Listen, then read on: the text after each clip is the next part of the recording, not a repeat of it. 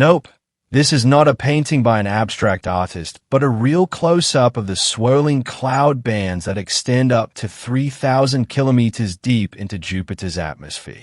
The fact that we can now marvel at this colossal gas giant in such an overwhelming level of detail is thanks to NASA's Juno spacecraft. Having plunged into the realm of the solar system's largest planet on July 5, 2016, Juno has since captured countless breathtaking images and uncovered a series of huge surprises that shed a completely new light on Jupiter and its companions. For example, the spacecraft has managed to solve a mystery about Jupiter's polar lights that has stumped experts for decades and proved that the moon Io, despite its extreme volcanic activity, has no magma ocean.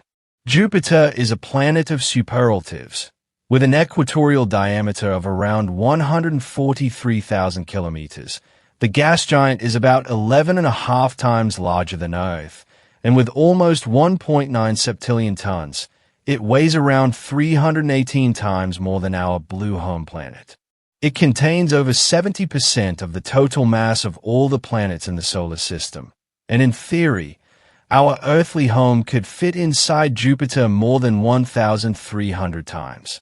In practice, however, the gas giant not only has amazingly large dimensions but also no less large mysteries. These concern, for example, the gigantic magnetic field of the Colossus, which, in the best Jupiter manner, embodies the strongest and largest of all the planets in the solar system. The situation is quite similar in the case of the atmosphere. Not only is it the densest in our solar system, but it also heats and crushes the high hydrogen it contains to such an extreme degree that the atoms dissolve and act like giant electrical conductors. No less mysterious, however, is what lies beneath the colorful, almost parallel bands of clouds, and the experts suspect a solid rock core of up to 20 Earth masses. And so it came about that the NASA Juno spacecraft had some truly exciting mission objectives in its luggage when it set off into the vastness of space on August 5, 2011. But that was not all. If we look at it very closely, we see that this is not an unmanned trip to Jupiter in the classic sense, but a research flight with 3 passengers. These may be made of plastic rather than flesh and blood, but the Lego minifigures of Galileo Galilei, the Roman god Jupiter, and his wife Juno are the first inhabitants of Earth to get up close and personal with the king of our planetary system. One surprise follows another. Why the Juno data has researchers baffled. Equipped with a titanium-plated shell to protect the sensitive onboard electronics from the immense radiation. On July 5, 2016, after a space flight of almost 5 years, Juno finally swung into orbit around Jupiter and immediately began to overturn everything we thought we knew about the gas giant. To say that the first Juno data came as a surprise to the researchers would be a massive understatement. The first measurement provided such astounding results that Scott Bolton, the principal investigator of the Juno mission, was quoted as saying, "The whole thing looks different than anyone would have thought before." I mean, no matter how we looked at it, we were shocked by what we saw. But what was responsible for this astronomical shock? On the one hand, the first images of the planet's polar regions showed that the gigantic bands of clouds that usually form regularly around Jupiter had completely disappeared. Instead, the experts were confronted with huge storm vortices, which stand out against the darker background like oversized spots and spirals. While the storm structures at the South Pole can reach up to 1,000 kilometers in extent, their diameter in the opposite polar region is as much as 1,400 kilometers. How these storms arise and why they look so different depending on the pole, however, was an open mystery for the researchers. But the fundamental appearance of Jupiter's polar regions was also puzzling, or rather, the fact that they differ so much from those of Saturn.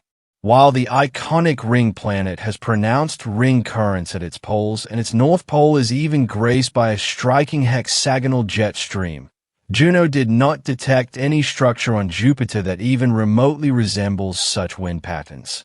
The polar dynamics and atmospheric structure of the two planets must therefore fundamentally differ from one another. But the 7,000 kilometers wide cloud formation, which extends far beyond Jupiter's North Polar region, also immediately raised major questions among scientists. The thermal measurements taken by Juno showed that the gas flows below the cloud cover are distributed quite differently than previously assumed.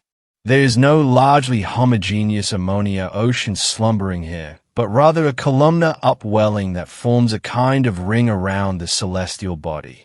Remarkably, this circulation is very similar to the Earth's Hadley cells, air currents that transport warm, moist air at the equator and allow it to sink as cold, dry air along the tropics. With regard to the magnetic field, Juno found that at around 7,766 Gauss, it's not only twice as strong as previously thought but also surprisingly lumpy. According to the experts, the fact that the magnetic field is stronger in some places than in others could indicate that Jupiter's corresponding dynamo is not as deep inside as it is on Earth. More specifically, the field could be generated closer to the surface above a layer of metallic hydrogen.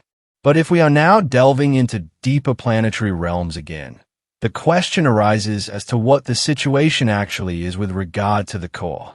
As already mentioned, the scientists' model had predicted a solid, rocky core in this regard, but there was nothing.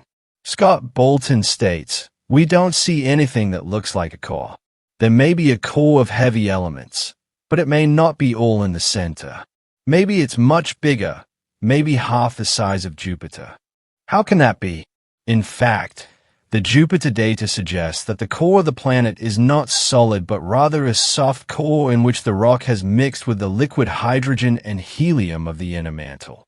So far, however, there is no clear explanation for this rarefied core, but one theory is based on the assumption that young Jupiter once collided violently with another protoplanet. How the mystery of Jupiter's polar lights was solved. It's undisputed that the Juno mission sometimes raises more questions than it answers, and yet we should not forget that the probe's deployment has already played a major role in solving a number of long-standing mysteries about the planet. This applies, for example, to the mysterious interplay of the storm bands, which change their color and infrared brightness every few years. In this regard, the Juno data, in combination with model simulations, suggest that the secret change can be traced back to cyclic oscillations in Jupiter's magnetic dynamo, which disrupt the heat transport at the surface and thus also the storm bands. The research into the northern lights was no less revealing.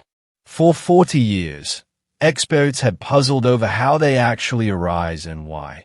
Unlike their terrestrial counterparts, they don't concentrate in the so-called auroral oval between 65 and 80 degrees latitude, but extend right up to just beyond the poles. But after Juno plunged into the gas giant's magnetic field and the European X-Newton X-ray telescope simultaneously examined an aurora over Jupiter's North Pole, it was clear that the auroras practically surf on the oxygen and sulfur ions on the polar magnetic field lines from one pole to the other. Just as wind drives surfers on Earth, here it is special electromagnetic ion cyclotron waves that accelerate the aurora in spurts, setting their characteristic pulsation in motion. So far, so enlightening. But in another area, experts are now facing a new mystery. Specifically, this concerns Io, the innermost of the four large moons of Jupiter, which is considered to be the most volcanically active celestial body in the entire solar system. Until now, researchers have assumed that the volcanic activity is fed by a huge global magma ocean, but apparently, this is not the case. The Juno data shows that Io is home to several separate magma chambers, and this surprising finding has implications that extend far beyond the volcanic moon.